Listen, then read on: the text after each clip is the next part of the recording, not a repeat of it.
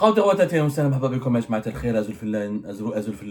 alaikum, j'espère que vous allez bien, j'espère que vous vous portez bien. Je commence un peu la vidéo, déjà je suis un peu énervé, tendu. Je suis pas énervé, je suis tendu parce que vous avez certainement tous vu, depuis 24 heures pratiquement, je dirais même 48 heures, les réseaux sociaux en Algérie sont inondés par une seule vidéo, par les images d'une même vidéo pratiquement et par les images d'autres vidéos où on voit des milliers d'Algériens qui, dans une forme d'anarchie inédite, qui se bagarrent, qui se bousculent, qui font la queue, qui s'entremêlent, qui s'entrechoquent, qui se frottent les uns aux autres, tous pour avoir un mouton, le fameux mouton sponsorisé, le fameux mouton subventionné par l'État algérien. Les images parlent d'elles-mêmes, il faut absolument voir ces images-là. Les images, regardez à quoi les dirigeants de notre pays ont réduit notre peuple, à quoi nos compatriotes ont été réduits. Regardez ça.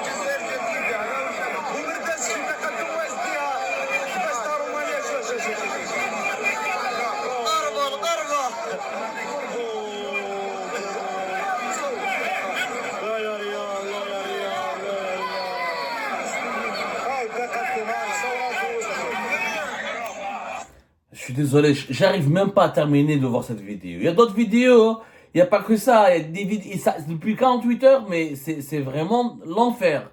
Des témoignages, des images qui circulent de plusieurs points de vente, Boumerdès, Alger, dans toutes les wilayas du pays, c'est pratiquement les mêmes scènes, pratiquement à quelques exceptions de près, depuis 48 heures, pratiquement depuis même 3 jours. Les réseaux sociaux en Algérie sont en ébullition. Les Algériens et les Algériens sont choqués par ces scènes d'anarchie. C'est des scènes humiliantes. C'est des scènes humiliantes où des citoyennes et des citoyens, des personnes âgées, des jeunes, des moins jeunes, des pères de famille, des femmes, des mères de famille, des célibataires viennent faire la queue depuis 8 heures du matin. Quelquefois, on nous rapporte des témoignages ou devant les points de vente de ces moutons sponsorisés et subventionnés par l'État. Il y a des gens qui passent la nuit, ils viennent la veille pour chercher, pour occuper une place privilégiée dans la queue, afin de pouvoir acquérir, ou dans l'espoir de pouvoir acquérir un mouton à 40 000 dinars. Qu'est-ce qui se passe? Qu'est-ce qui se passe? Voici le décryptage, toujours avec une certaine hauteur de vue, une honnêteté, sans vouloir porter des jugements de valeur et sans vouloir blesser les uns ou les autres. On n'est pas en train de faire de la morale, on est en train de faire de l'information. L'Algérie a décidé d'importer, comme vous le savez, 1 million de moutons. L'État algérien, depuis le début du mois de mai, il a décidé de commercialiser ces moutons qui sont importés depuis l'Espagne, de la Roumanie, à un prix subventionné par l'État. Ils vont être vendus à 40 000 dinars, alors que l'État, le mouton qui est importé de Roumanie comme d'Espagne, il coûte à l'État entre 100 000 et 120 000, voire même jusqu'à 150 000 dinars, quand on comptabilise l'achat de ce mouton à l'étranger en devise, les coûts du fret maritime, le coût du dédouanement, le coût du transport routier jusqu'aux différents jusqu'aux 4 coins du pays, les contrôles sanitaires, l'aliment de bétail qui coûte cher et les différents frais annexes pour le stockage, l'entreposage ou l'entretien de ces moutons jusqu'au jour de l'Aïd qui est prévu entre le 6 et le 7 juin prochain, Inch'Allah. Alors, 1 million de moutons à 40 000 dinars, qu'est-ce que l'État algérien a fait? Il a créé lui-même une situation économique que tous les économistes craignent et que tous les économistes rejettent catégoriquement et contre laquelle les économistes mettent en garde parce qu'elle a des effets désastreux. L'État a créé un monopole, il est le seul à pouvoir vendre des moutons extrêmement bas, mais il a créé une pénurie lui-même, puisque ces moutons, l'offre, elle est extrêmement limitée par rapport à une demande qui est beaucoup plus élevée. Du coup, il se passe quoi? Ce produit qui est pas cher et qui est subventionné, parce qu'il n'est pas vendu vraiment selon ce prix de revient. Le mouton de Roumanie, il ne revient pas à 40 000 dinars pour l'État algérien, et le mouton de l'Espagne ne revient pas à 40 000 dinars. C'est pas possible. On a fait tous les calculs, encore une fois, entre 100 à 120 000 jusqu'à même 130 000 dinars. Obama, si ce n'est pas plus. On a créé une pénurie, on a déréglé le marché, on a ramené un produit en faible quantité et on l'a mis à la disposition d'une demande qui est extrêmement élevée par rapport à la quantité qui est faible. Qu'est-ce que ça a créé? Ça a créé des troubles. Du coup, cette quantité qui est faible ne va profiter qu'à une minorité de consommateurs. La majorité écrasante des consommateurs ne pourront pas accéder à ce produit qui est, encore une fois, commercialisé à travers une quantité extrêmement limitée. Nous avons 1 million de moutons. Sur les 1 million de moutons, il y a une partie qui sera destinée pour les fonctionnaires, qui ne sera pas vendue. Il y a un quota pour l'armée, un quota pour les policiers, un quota pour les travailleurs de Sonatrach, un quota pour les fonctionnaires de l'État. Et ils ont laissé un dernier quota dont le nombre n'a pas été déterminé. Donc ça doit être, on va dire, pratiquement 400 000, 500 000 à tout casser. Puisque les militaires, les fonctionnaires de Sonatrach, les fonctionnaires des ministères et de l'État, les fonctionnaires des administrations les plus importantes, de certaines institutions étatiques, la présidence, tout ça, tous ces gens-là ont pris un quota de ces 1 million de moutons. Donc il va rester de 500 000 qui va être, et ce chiffre-là n'a pas été encore confirmé, nous a pas été encore confirmé par les sources officielles, on va dire entre 500 et 600 000 qui vont être distribués et sur le marché national. Comment s'est fait la distribution? Pour assurer soi-disant une couverture nationale équitable, ils ont identifié 802 points de vente qui ont été répartis dans les 50 wilayas qui composent en ce moment l'Algérie. L'Algérie a maintenant 50 wilayas depuis 2021, depuis 2021-2022. Et donc, les points de vente ont été localisés ou ouverts selon, dans chaque wilaya, le nombre des points de vente par wilaya a été déterminé en fonction de la densité démographique de chaque wilaya. Les wilayas les plus peuplés abritent les points de vente les plus nombreux. Les wilayas les moins peuplés abritent un nombre de points de vente moins nombreux. Jusque-là, vous allez me dire, mais tout se passe bien. Et qui est en charge de la distribution et de la commercialisation de ce produit qui est sponsorisé, subventionné par l'État, qui est le mouton? C'est un groupe public qui s'appelle Agrolog, c'est une société publique, qui est elle-même, qui est le maître d'œuvre de cette opération et qui doit donc gérer l'acheminement des moutons jusqu'au point de vente et leur commercialisation à des prix fixés par l'État à 40 000 dinars, et en collaboration avec les autorités locales, ils doivent leur fournir les moyens nécessaires pour assurer la sécurité et sécuriser les opérations. C'est pour ça que devant chaque point de vente de moutons, il y a ou la police ou la gendarmerie nationale. L'opération a commencé début de mois de mai, entre 4 et 3 mai à peu près. Elle est censée se dérouler jusqu'au 15 mai. Elle doit s'arrêter le 15 mai, mais exceptionnellement, il y a une possibilité de l'étendre jusqu'au 25 mai. Voilà ce que l'État a mis en place. Est-ce que c'est intelligent? C'est la plus grande erreur qu'un petit gestionnaire normalement d'une épicerie ne va pas faire. Pourquoi? Tu as un produit subventionné. Ça veut dire quoi? Ça veut dire que l'État va perdre beaucoup d'argent. Ça veut dire que tu as cassé les prix.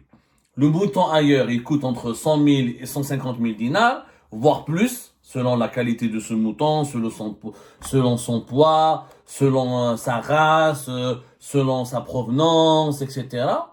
Et tu crées un autre marché parallèle où c'est un produit subventionné, c'est l'État qui subventionne, c'est lui qui assume donc les pertes, c'est lui qui finance la différence entre les 40 000 dinars au prix de vente et le prix réel qui est de 100 000 à 130 000. Et tu crées un marché parallèle où ce marché, il est petit, beaucoup plus petit par rapport au vrai marché, qui est le marché national. Dans ce marché parallèle, il n'y a pas de demande, il n'y a pas d'offre et de demande.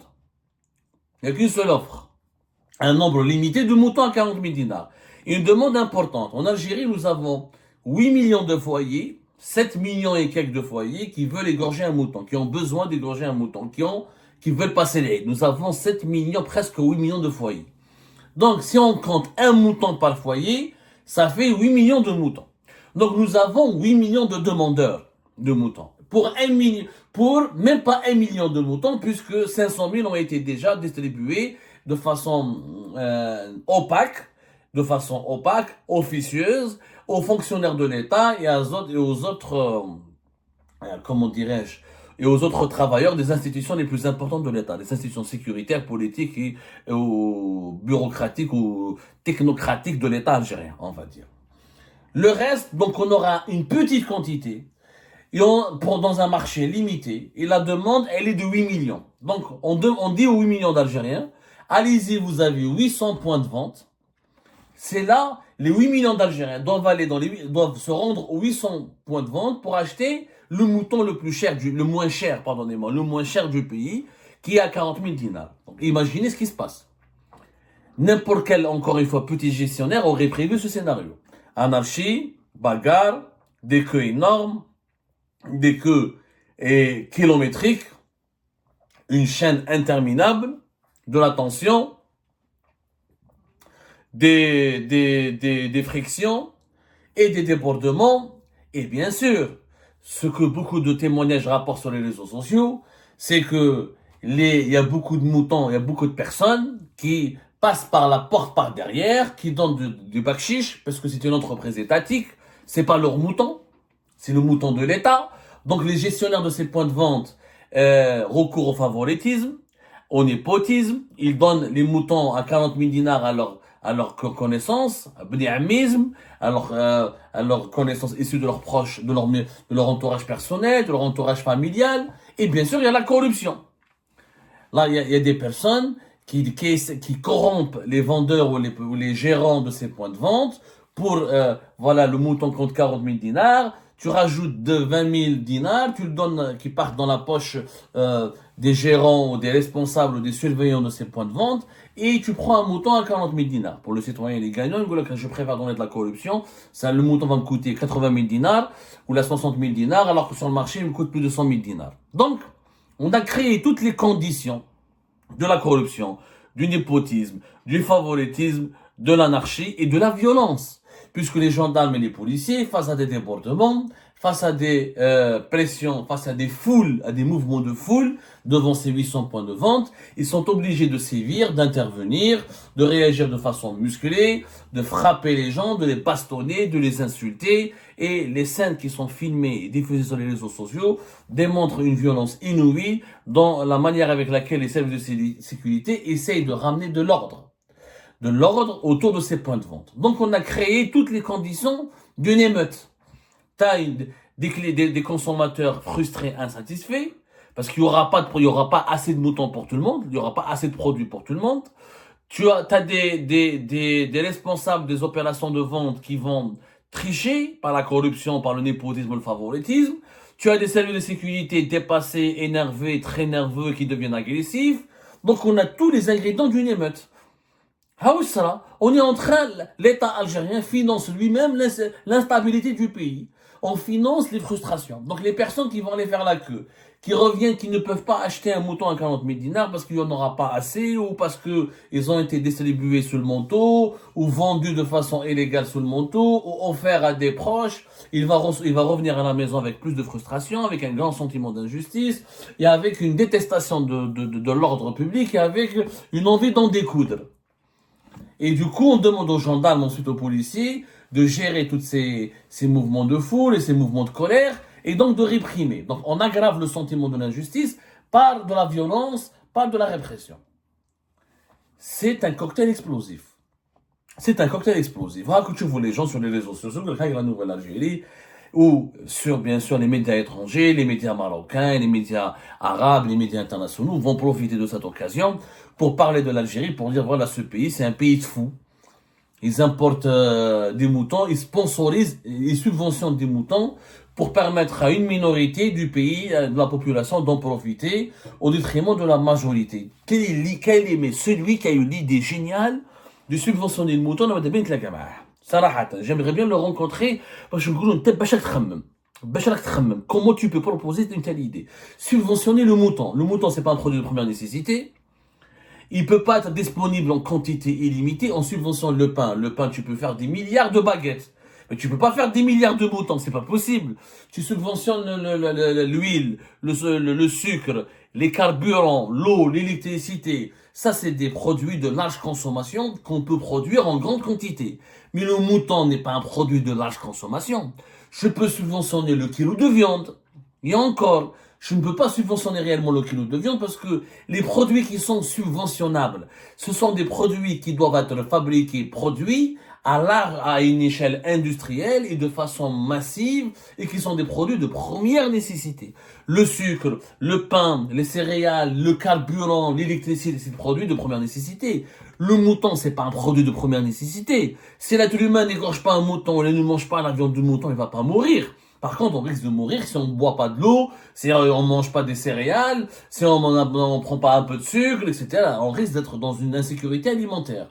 Donc, celui qui a décidé de subventionner un produit qui ne peut pas être produit à l'échelle industrielle, qui ne peut pas être disponible en quantité suffisante pour une demande qui est extrêmement élevée et qui est importée, qui nous coûte des devises et qui peut générer, et dont l'opération de distribution et de commercialisation, elle est assurée par un opérateur qui est opérateur étatique, public, et qui peut générer la corruption, le népotisme et le favoritisme. Donc c'est une opération d'auto-sabotage. C'est-à-dire que l'Algérie finance son propre auto-sabotage. C'est l'idée. Donc l'Algérie n'a pas besoin d'ennemis extérieurs pour aller la menacer. Ses propres dirigeants se chargent merveilleusement de cette mission. Ils se chargent merveilleusement de cette mission. C'est-à-dire, eux-mêmes, ils prennent des décisions maladroites, insensées, irrationnelles, qui provoquent des débordements, de l'anarchie, de la colère, et des situations pratiquement d'émeutes. Si ça continue comme ça, maintenant le 15 mai, il y aura des émeutes. Donc, les dirigeants algériens ont fait croire aux Algériens que c'est un droit d'avoir un mouton. Comme on a le droit d'avoir une baguette, du pain, comme on a le droit d'avoir de l'électricité pas chère, comme on a le droit d'avoir, comment on appelle ça, du gaz pas cher, comme on a le droit d'avoir accès à l'eau, les Algériens ont cru que le mouton c'est un accès gratuit, garanti pour tout le monde. Donc tout le monde veut sa part de ce mouton à 40 000 dinars. Vous vous rendez compte comment on a clochardisé les Algériens et les Algériens? Comment on les a animalisés? Ils courent, ils se bagarrent, tout ça pour avoir un mouton. C'est quand même grave. C'est quand même grave. Alors que ce qu'il aurait fallu faire, il aurait fallu faire preuve de pédagogie, expliquer aux Algériens et aux Algériens, vous ne pouvez pas acheter des moutons, vous n'avez pas un moyen d'acheter des moutons, c'est pas grave. C'est pas une obligation pour tout le monde. C'est une obligation pour celles et ceux qui en ont les moyens. Vous n'avez pas les moyens, vous n'allez pas mourir. Vous n'allez pas mourir, sinon il fallait offrir ces moutons pour les nécessiteux, les familles vraiment nécessiteuses, les orphelins, les familles monoparentales, les handicapés, les personnes fragiles, les personnes infirmes, etc. Le reste de la population, il y a une production locale de moutons, celui qui peut acheter, il achète. Celui qui ne peut pas acheter, il y a d'autres moyens, des familles algériennes peuvent cotiser, acheter un mouton pour le même foyer, etc. Et c'est tout. Les entreprises algériennes comme Sonatrach, je lui donne un quota pour les employés de Sonatrach dans les moutons à 40 000 dinars. Ça n'a pas Sonatrach, c'est les riches, la société la plus riche du pays. Sonatrach peut donner une prime de mouton. Elle peut aider ses 200 000 salariés à travers une prime. Elle a suffisamment de revenus pour donner une prime et les salariés de Sonatrach rajoutent un peu d'argent et vont acheter. Toutes les grandes entreprises peuvent le faire. Donc, il y avait d'autres mécanismes. On pouvait mettre en place un financement participatif où les entreprises participent avec des primes, où les institutions de l'État participent avec des primes. C'est possible, mais c'était pas une urgence nationale d'avoir un mouton pour chaque foyer. Ce n'est pas une urgence, ce n'est pas une priorité, ce n'est pas une obligation. C'est ما كاش كباش غالي الكبش ماهوش عيب. ما ذبحناش هذا العام ماهوش عيب. عيب لو كان ما نقراوش، لو كان ما عندناش الانترنت، لو كان ما عندناش l'électricité, ou qu'on n'a pas